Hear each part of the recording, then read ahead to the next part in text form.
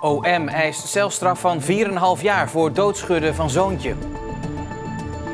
Het is maandag 20 januari, dit is Zeeland Nu. Na 3,5 jaar onderzoek eindelijk eerste zitting. Supercross organiseren is vooral veel papierwerk en loont het om te tanken in België. Dames en heren, goedenavond. Het Openbaar Ministerie wil dat een 23-jarige man uit Domburg 4,5 jaar de cel ingaat. Hij wordt verdacht van het doodschudden van zijn 4 maanden oude zoontje. De zaak komt aan het rollen als de politie in mei 2016 een melding krijgt dat er een 4 maanden oude baby is opgenomen in het Sophia Kinderziekenhuis in Rotterdam. Hij heeft zwaar lichamelijk letsel en er is vermoeden van kindermishandeling. Een dag later overlijdt hij. Uit sectie op het lichaam van het jongetje blijkt dat hij overleden is aan geweld.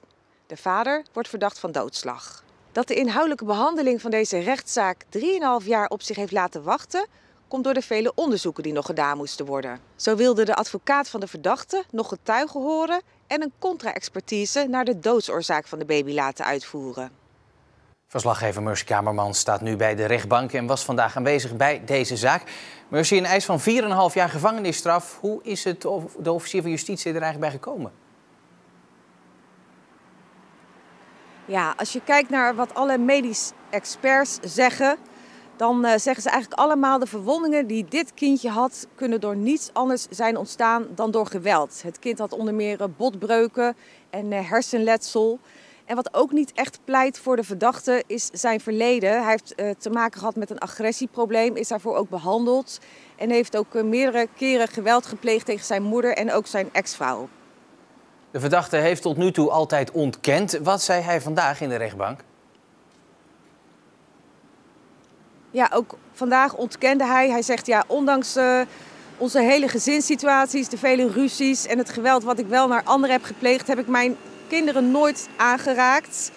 Eén keer moest hij ook wel even flink huilen, toen werd het hem even te veel. Verder reageerde hij vrij vlak tijdens de zitting, vond ik, ook op de eis van 4,5 jaar. Nog iets opvallends, deze man die is ook verdachte in een andere zaak. En dan hebben we het over de zaak waarbij het gaat om het stelen van de dagopbrengst van Grieps.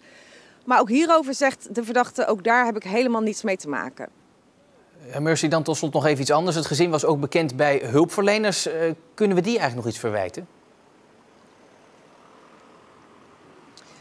Ja, dat kwam vandaag verder niet ter sprake in deze rechtszaak. Maar er is wel eerder al onderzoek gedaan door de inspectie. En dan blijkt toch ook wel dat daar grove fouten zijn gemaakt. Er waren maar liefst 11 zorginstellingen bij dit gezin betrokken. En het blijkt wel dat zij niet goed met elkaar communiceerden en langs elkaar heen werkten. Dus ja, zij hebben ook wel echt gefaald, bleek uit dat onderzoek. Maar als het echt gaat over de schuldvraag, ja, die legde de officier van justitie toch echt wel neer bij de vader vandaag. Verslaggever Mercy Kamermans, voor nu dankjewel. De rechtbank doet over 4 weken uitspraak omdat er meer tijd dan normaal nodig is om alle stukken goed te bestuderen. Zeeland moet zowel de Nederlandse als Belgische buurprovincies voor laten gaan als het gaat om de concurrentiepositie in Europa. Uit onderzoek blijkt dat er 58 regio's in Europa beter scoren dan wij. En dat is niet gunstig wanneer grote investeerders iets van plan zijn in het zuidwesten van Nederland of het noordwesten van Vlaanderen. Zo'n investeerder gaat dan waarschijnlijk voor een van onze buren. Schrale troost is er ook. Friesland en Drenthe scoren nog lager. Goed nieuws is er wel voor onze 5 excellente scholen. Ook dit jaar mogen ze het predicaat van de Inspectie van het Onderwijs voeren. Het gaat om het Calvijn College in Krabbendyke voor de praktijkopleiding en de opleiding VMBO G en T. En ook de HAVO-afdeling van het Calvijn College in zowel Goes als Krabbendyke. En ook het Goese Lyceum heeft momenteel de titel Excellente School.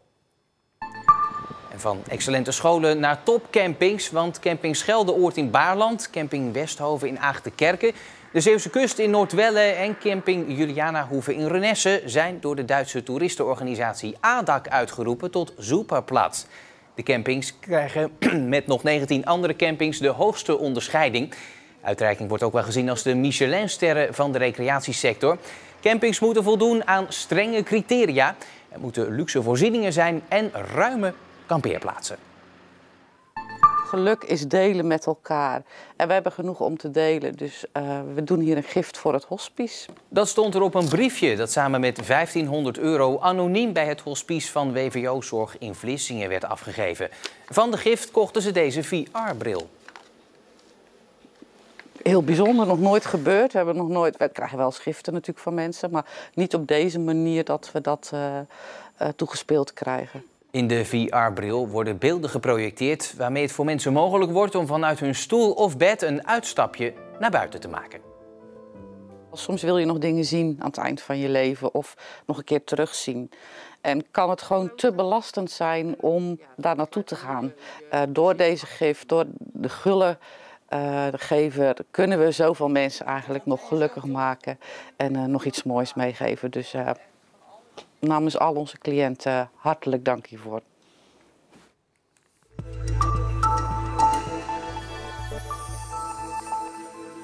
Met bijna 6000 bezoekers was de Supercross in Goes afgelopen weekend een succes. Uit heel Europa kwamen publiek en rijders naar de motocross kijken in de Zeelandhallen. Maar het succes betekent ook meer werk voor de organisatie. Strenge regelgeving en dus vooral veel papierwerk. Heel veel papierwerk. Afgeladen tribunes, ambiance en motorcross op topniveau. De organisatie was meer dan tevreden over deze editie van de Supercross in Goes. Toch kost het ze steeds meer tijd om het evenement rond te krijgen. Veldnorm-evenementen, regionale toepassingen, metingen koolmonoxide moeten we doen. Door strengere regelgeving moet alles tot in de puntjes worden uitgewerkt. Met een lading papierwerk tot gevolg. Tribunes met certificaten. En ik zal u even laten zien wat het een paar jaar geleden was. Dit. Voorbeeld. Hoofdbeveiliging Miguel. Hij werkt al 10 jaar bij de Supercross en weet wat er kan gebeuren. Toch moeten er tientallen scenario's worden uitgeschreven met wat hij moet doen in bepaalde situaties. Het blijft vooral zwaar, mensenwerk. En iedere situatie is toch weer net iets anders, dus de scenario's komen ook niet helemaal overeen. Eigenlijk is het gek. Ja, ik moet op gaan schrijven wat hij moet gaan doen. De Supercross is een begrip in Nederland. Vooral de sfeer is voor veel rijders de reden om naar Goes te komen. Dat is wel minder. Je hebt natuurlijk wat supporters, maar dat is de supporters wat je zelf bij je hebt. Maar de mensen wat je niet kennen, zeg maar, die gaan je niet lopen supporteren. En hier is gewoon de hele tribune, dat is gewoon voor iedereen hier. Dat is gewoon super. Sensatie, alles. Dat is gewoon mooi. Voor veel rijders is het dan ook het hoogtepunt van het jaar. Een drijfveer voor de organisatie. Al is het administratieve gedeelte een pijnpunt. Ik krijg steeds minder mensen die dat wat vervoeren op een gegeven moment. Er zijn een hoop mensen die op een gegeven moment zeggen van bekijk het maar, ik doe er niet meer aan mee. Hoe zou dat anders kunnen? Ik weet er ook niet direct een oplossing voor. De gemeentes werken mee, de veiligheidsregio denkt erover mee, die werkt eraan mee. Het is gewoon, je moet alles ingedekt hebben tegenwoordig. Toch is de organisatie vastbesloten. Volgend jaar komt er weer een Supercross. Dan zal dat ook weer meer tijd aan papierwerk opleveren.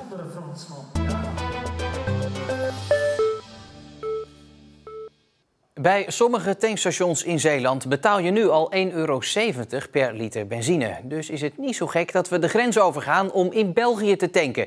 Maar scheelt het nog genoeg om bijvoorbeeld vanuit Terneuzen naar Zelzaten te rijden? Mijn tank is bijna leeg en nu kan ik 2 dingen doen. Ik kan hier in Terneuzen tanken en dan betaal ik €1,63 per liter benzine. Of ik kan doorrijden naar Zelzaten. Daar is het goedkoper, weet ik. Maar dan moet ik nog wel zo'n 20 kilometer heen en 20 kilometer terugrijden. Loont het dan ook echt om daarvoor om te rijden?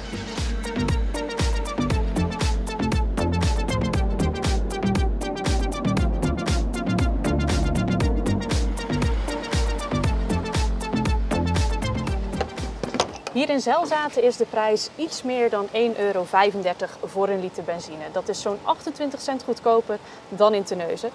Dus klinkt het hartstikke aantrekkelijk om hier mijn tank vol te gooien. En dat ga ik dus ook doen. En ik ben echt niet de enige Nederlander die hier komt. Meneer, waar komt u vandaan? Van Overslag.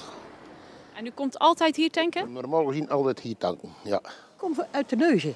En u komt speciaal hier tanken? Ja, ik kom hier tanken omdat het zoveel scheelt. Ik rij hem zo ver mogelijk leeg en dan kom ik hier tanken. Denkt u ooit wel eens in Nederland? Dat gebeurt wel eens om naar Nederland gaan, zou ik zeggen. Ja, hij moet tanken, hè. Als het niet anders kan. Als ik naar de kinderen moet of ik moet verder weg, ja, dan kan je moeilijk over België komen. Maar normaal gesproken van thuis uit denk ik hier altijd. De tank van de auto zit weer vol. Ik heb zo'n 50 liter benzine getankt en daarmee bespaar ik €14. Maar daar gaan nog kosten van af, want ik ben natuurlijk van Terneuzen naar Zelzaten gereden en van Zelzaten weer terug naar Terneuzen. Als je die kosten eraf trekt, ja, dan hou ik toch nog €10,31 over. Dus het is echt de moeite om zelfs van Terneuzen naar België te rijden om je tank vol te gooien. En vanuit Terneuzen is ook weer naar hier gereden. Verslaggever Carlijn Splente. Voor jou loont het dus de moeite om vanuit Terneuzen naar Zelzaten te rijden. Maar het lijkt er bijna alsof de prijzen hier omhoog gaan en in België niet. Nou, dat is niet het geval. We hebben eind 2018 een groot onderzoek gedaan naar de benzineprijzen in Zeeland en in België. En als we die vergelijken met de tankstations waar ik vandaag ben geweest, dan zien we dat in Terneuzen de prijs met 17 cent omhoog is gegaan en in Zelzaten met 10 cent. Dus ze stijgen niet zo hard in België, waardoor het misschien lijkt alsof alleen in Nederland de prijzen stijgen. Ja, het stijgt dus overal en dus veel in Nederland. Hoe komt dat eigenlijk? Waarom stijgt de benzineprijs? Nou, begin dit jaar zijn de accijns weer omhoog gegooid en dat zien we terug in de brandstofprijzen. Maar als we naar heel Zeeland kijken, dan zien we toch wel verschillen in de benzineprijzen. Ik ben al €1,70 tegengekomen, €1,65. Het zijn geen recordprijzen, maar ja, je moet er wel even diep voor in de buidel tasten. Ja, en het loont de moeite om even te kijken waar je moet gaan tanken. Die €10 die je nu bespaard hebt, wat ga je ermee doen? Nou, ik was eigenlijk van plan om morgen te trakteren, maar omdat je er nu zo naar vraagt, moet ik daar nog even over nadenken. Carlijn, dankjewel. Ondanks de extreem hoge luchtdruk van 1049 millibar viel het met de zon nog wel wat tegen. Er was veel midden- en hoge bewolking vandaag. Het was rustig weer met ongeveer een graad of 6. Vanavond dan zijn er vrij veel wolkenvelden. Vannacht is het helderder en kan er landinwaarts wat mist ontstaan. Minimumtemperatuur van +1 tot -2. Kans op gladheid op bruggen, wees gewaarschuwd daarvoor. Morgen enkele mistbanken in de ochtend. Verder wordt het zonniger dan vandaag. Woensdag is er weer wat meer bewolking. Weinig wind en het blijft opnieuw droog. Het evenement van de week dan gaat over de Light Run in Hulst. Bijna 1100 deelnemers verschenen aan de start om wandelend of hardlopend hun ronde te maken in en om de vesting. 3, 2, 1, go!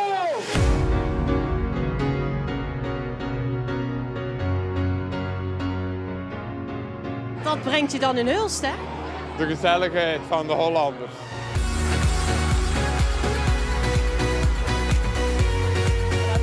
Gaat het goed? Brug omhoog, rechtsaf, gas op. Kom op, zet hem op. Enerzijds hoor, kom op.